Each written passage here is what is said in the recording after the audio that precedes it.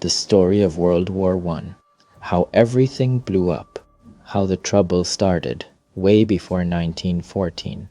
World War One didn't just pop out of nowhere in 1914. The real mess started decades earlier. The Franco-Prussian War 1870 to 71. Back in 1870, Prussia, what later became Germany, beat France pretty badly. By 1871, Germany officially united and suddenly turned into Europe's biggest industrial and military powerhouse. France lost Alsace and Lorraine, and that loss seriously hurt French pride. France was mad, embarrassed, and itching for revenge. This upset the balance of power in Europe and planted one of the biggest seeds of World War One. Nationalism goes wild. Nationalism was everywhere, and it got aggressive fast. Every country thought it was the best and wanted to prove it. France was obsessed with getting Alsace-Lorraine back. In the Balkans, Slavic nationalism was heating up.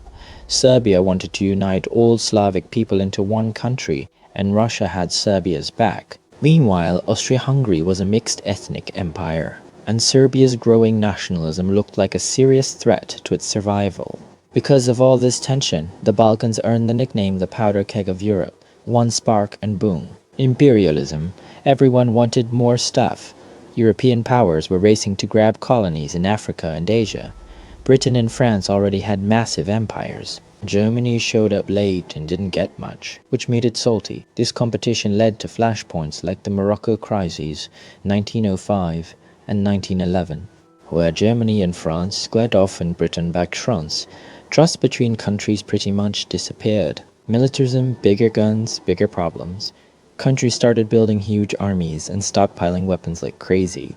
War stopped being a last option and started looking like a solution. Germany and Britain went all in on a naval arms race after Britain rolled out its dreadnought battleships. Military leaders gained a ton of power, and diplomacy took a back seat. Alliances, a bad safety net. To protect themselves, countries teamed up, but this just made things worse. Triple Alliance, 1882. Germany, Austria-Hungary, Italy. Triple Entente, 1907. Britain, France, Russia. Now, if one country got hit, everyone jumped in. A small fight could turn global real fast. The Ottoman Empire falling apart. The Ottoman Empire was clearly on the decline. Balkan nations broke free, and Austria-Hungary, Russia, and Serbia all wanted influence in the region. Tension stayed high non-stop. Balkan Wars 1912-1913, Serbia, Bulgaria, Greece and Montenegro went after the Ottoman Empire. Serbia came out stronger, which freaked out Austria-Hungary. At this point, war felt unavoidable. The spark, Sarajevo assassination, 1914.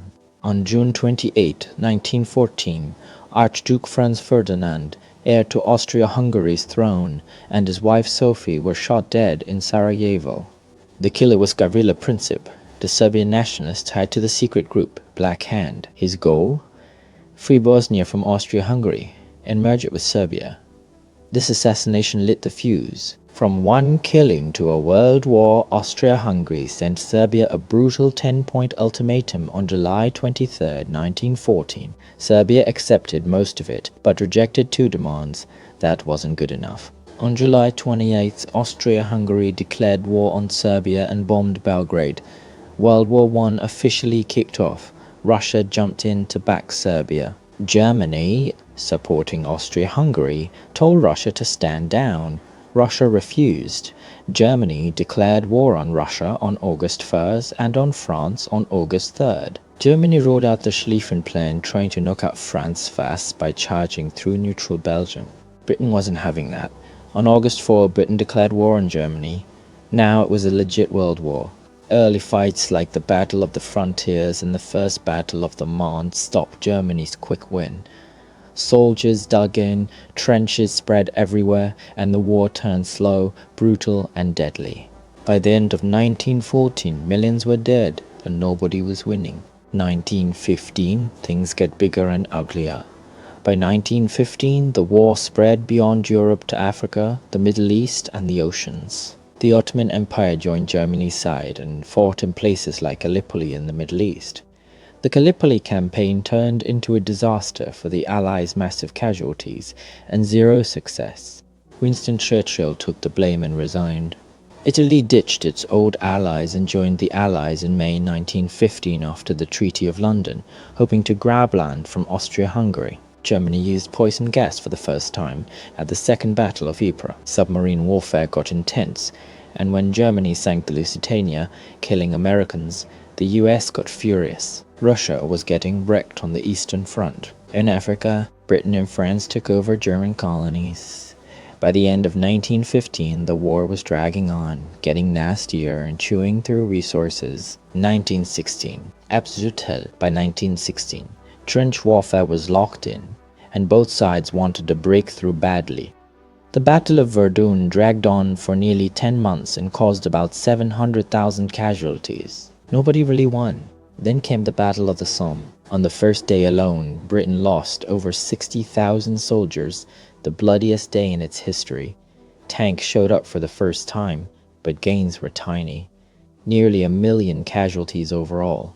Life in the trenches was miserable mud, rats, disease, freezing cold, non-stop shelling. Soldiers suffered serious mental trauma. New weapons like machine guns, gas, flamethrowers, and heavy artillery turned war into a nightmare. At sea, the Battle of Jutland kept Britain in control. Russia launched the Brusilov offensive, but unrest at home kept growing. By the end of 1916, soldiers were exhausted, civilians were starving, and people started begging for peace. 1917, the game-changer 1917 completely flipped the war. Russia fell apart under pressure. The February Revolution forced Tsar Nicholas II to step down. Later, Lenin and the Bolsheviks took over in the October Revolution, promising peace, land, bread. Russia signed the Treaty of Brest-Litovsk and dipped out of the war. At the same time, the United States finally jumped in. Germany's unrestricted submarine attacks, the Lusitania sinking, and the Zimmermann telegram pushed America over the edge. In April 1917, the US declared war on Germany. Fresh American troops, money, and weapons gave the Allies new life. President Woodrow Wilson's 14 points reframed the war as a fight for democracy and self-rule. Even though soldiers mutinied and civilians struggled, the Allies finally felt hopeful. 1918. The endgame with Russia gone, Germany launched one last gamble the spring offensive, hoping to win before America fully showed up. It worked at first, but German troops ran out of steam. The Allies fired back with the 100 Days Offensive, smashing German defenses. One by one, Germany's allies folded. Bulgaria, the Ottoman Empire, and Austria-Hungary all surrendered. Inside Germany, chaos erupted. Kaiser Wilhelm II stepped down and Germany became a republic. On November 11, 1918, at 11 a.m., Germany signed the armistice in the Compiègne forest. World War I was officially over. Around 16 million people were dead, economies were wrecked, and cities lay in ruins. Peace deals and the fallout, 1919.